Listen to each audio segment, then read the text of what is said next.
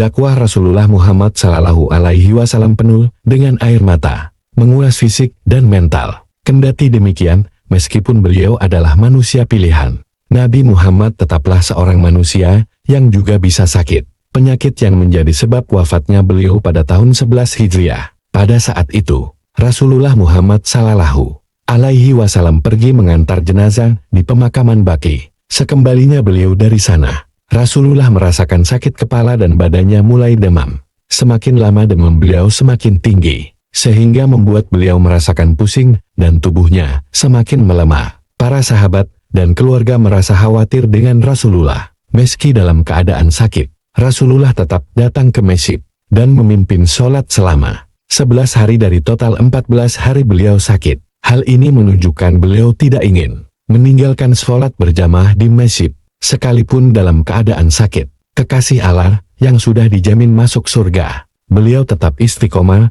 dan memberikan tauladan bagi umatnya. Semakin hari kondisi Rasulullah semakin lemah, dan setiap kali akan ke masjid beliau sering kali dibantu oleh para sahabat menuju ke masjid. Ketika kondisi beliau semakin memburuk, Rasulullah meminta izin ke istri-istrinya untuk tinggal di rumah Aisyah agar lebih mudah dirawat. Semua istri Rasulullah mengizinkan. Berangkatlah Rasulullah ke rumah Aisyah putri Abu Bakar as-Siddiq. Selama beliau dirawat di rumah Aisyah, tubuhnya semakin lemah dan keringat bercucuran membasahi tempat tidur Rasulullah. Setiap hari para sahabat silih berganti menjenguk kekasih Allah. Sahabat Rasulullah menangis melihat kondisi Nabi yang mulia, dan tak lupa untuk mendoakan kesembuhan beliau. Sakit yang dialami Rasulullah semakin parah, demamnya semakin tinggi. Aisyah selalu menuangkan air dingin di tubuh Rasulullah agar demam beliau sedikit reda. Rasulullah berbicara pada istrinya, "Wahai Aisyah, cukup sudah. Sungguh aku merasakan sakitnya sakratul maut." Hal ini lantas membuat Aisyah menangis dan pikirannya mulai kemana-mana. Apakah perpisahan dengan kekasih Allah yang mulia semakin dekat? Perhatian Rasulullah tetap tertuju pada umatnya meskipun Rasulullah masih sakit. Beliau memberikan pesan kepada umatnya untuk senantiasa menjaga sholat. Berulang kali beliau mengulang ucapannya untuk menjaga sholat, karena sholat adalah perkara utama yang akan dihisap di akhirat. Rasulullah juga berpesan untuk setiap budak agar diperhatikan hak-haknya. Jangan sekali-kali menelantaran budak-budak kalian. Lalu beliau berpesan untuk tidak menjadikan kuburan para nabi terdahulu sebagai tempat ibadah. Beliau khawatir jika itu terjadi, maka akan menyebabkan dosa syirik. Sebagaimana Allah melaknat orang-orang Nasrani dan Yahudian yang menjadikan kuburan nabi-nabi mereka sebagai tempat ibadah. Di suatu waktu, Rasulullah memanggil para sahabat untuk berkumpul di rumah Aisyah. Setelah para sahabat datang, beliau memandang satu persatu wajah para sahabat dengan tatapan sedih dan penuh makna. Memandang satu persatu wajah para sahabat dengan tatapan sedih dan penuh makna. Kemudian Rasulullah bersabda, "Barang siapa yang pernah aku zalimi, atau pernah aku pukul punggungnya, atau pernah aku ambil hartanya, maka pukullah aku. Sesungguhnya membalas di dunia lebih baik daripada di akhirat." Ada sahabat yang kemudian berkata, "Ya Rasulullah, engkau pernah memukul punggungku dengan cambuk ketika perang Badar." Rasulullah lantas memerintahkan untuk memanggil cambuk dan menyingkapkan pakaian beliau. Sahabat tersebut kemudian mendekati Rasulullah dan mencium punggung beliau. "Siapa yang tega memukul kekasih Allah?" Sahabat Rasulullah berkata, "Aku hanya ingin menyentuh tubuhmu ya Rasulullah." Rasulullah kemudian tersenyum dan mendoakan sahabat tersebut. Dari hari ke hari sakit Rasulullah tak kunjung membaik. Pada hari itu 12 Rabiul Awal tahun 11 Hijriah, beliau masih terbaring di kamarnya dengan kening yang terus berkeringat. Tiba-tiba suara pintu terdengar, ada yang mengucapkan salam. Aisyah lantas berkata, "Siapa di luar?" Kemudian dari luar pintu kemudian menjawab, "Saya ingin bertemu Rasulullah." Fatimah anak Rasulullah tidak mengizinkannya bertemu dengan beliau karena ayahnya lagi sakit. Dan tamu yang datang tersebut tak ingin pagi sebelum bertemu Rasulullah. Mendengar ada tamu yang datang, Rasulullah dengan suara yang lemah berkata kepada anaknya, "Wahai Fatimah, izinkan dia masuk. Sesungguhnya yang datang itu malaikat Israel yang memutus kenikmatan dunia dan pemisah pertemuan di dunia." Fatimah membuka pintu dan mengizinkan malaikat Israel masuk dan bertemu Rasulullah dan mengucapkan salam. "Assalamualaikum ya Rasulullah." Beliau menjawab salamnya. Malaikat maut kemudian menyampaikan kepada Rasulullah bahwa waktunya telah tiba ya Rasulullah, dan meminta izin untuk mencabut nyawa kekasih Allah Rasulullah Muhammad sallallahu alaihi wasallam. Beberapa saat sebelum malaikat maut menjalankan tugasnya, turunlah malaikat Jibril menemui Rasulullah. Betapa sedihnya Jibril melihat kekasih Allah terbaring lemah di pembaringan. Rasulullah bertanya kepada Jibril, "Apakah kau datang mengunjungiku wahai Jibril?" Jibril menjawab, "Ya Rasulullah, aku datang untuk menemanimu di detik-detik terakhir."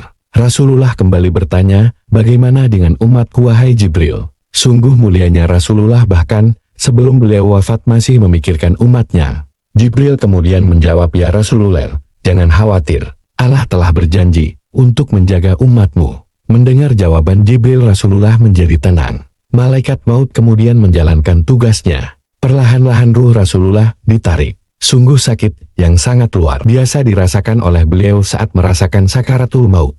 Rasulullah melirik ke Jibril. Betapa sakitnya sakaratul maut ini. Jibril yang biasanya tegas, kali ini tidak kuasa menahan kesedihan. Rasulullah kemudian bertanya kepada Jibril, "Jijikkah kau melihatku wahai Jibril, hingga kau tak mau melihat wajahku?" Jibril menjawab, "Aku tidak sanggup melihat kekasih Allah merasakan sakitnya sakaratul maut." Bahkan di saat beliau sudah sakaratul maut, Rasulullah masih mengingat umatnya, dan beliau berkata, "Timpakan saja semua sakit sakaratul maut ini kepadaku, jangan pada umatku." Beliau rela menanggung rasa sakit demi meringankan beban umatnya di akhirat kelak. Anak Rasulullah, Fatimah Az-Zahra, sangat sedih melihat ayahnya, Ali bin Abi Thalib, yang juga berada di samping Rasulullah, hanya bisa menunduk dan sangat sedih. Dan para sahabat saling berpelukan dan mendoakan Rasulullah, dan tangisan juga terdengar semakin kencang. Rasulullah memberikan isyarat. Ali bin Thalib mendekatkan telinganya ke bibir Rasulullah. Dengan suara yang hampir tak kedengaran, beliau mengucapkan ummati, dan dengan ucapan itu, ruh beliau telah berpisah dengan jasadnya. Sungguh kesedihan yang sangat mendalam. Sosok manusia mulia wafat. Berita wafatnya Rasulullah mulai tersebar di kota Madinah. Tangisan para keluarga dan sahabat semakin terdengar di hampir semua sudut kota. Umar yang kita kenal sosok yang tangguh tak percaya Rasulullah wafat. Ia kemudian menghunus pedangnya dan berdiri di depan halayak ramai dan berkata, "Ada yang mengatakan Muhammad telah wafat. Sesungguhnya demi Allah beliau tidak wafat." Namun Abu Bakar As-Siddiq datang menenangkan Umar bin Khattab dan berkata, "Sesungguhnya Rasulullah adalah manusia biasa yang dipilih Allah menjadi Rasul." Barulah Umar tersadarkan. Sementara Bilal bin Rabah tak kuasa menahan sedihnya setelah wafatnya Rasulullah, dan bahkan untuk mengumandangkan adzan pun Bilal sudah tak sanggup, bahkan meninggalkan kota Madinah karena kesedihannya ditinggal Rasulullah sallallahu alaihi wasallam. Di tengah kepanikan setelah wafatnya Rasulullah, Abu Bakar As-Siddiq dengan tenang masuk ke kamar dan melihat Rasulullah. Dan setelah memastikan Rasulullah sudah wafat, Abu Bakar dengan penuh kesedihan mencium kening Rasulullah dan berkata, "Betapa harumnya engkau hidup dan mati, wahai Rasulullah." Abu Bakar As-Siddiq keluar menemui para sahabat dan handai taulan. Beliau menyampaikan ke semua orang yang berkumpul di depan rumah Rasulullah, "Wahai sekalian manusia, barang siapa yang menyembah Muhammad,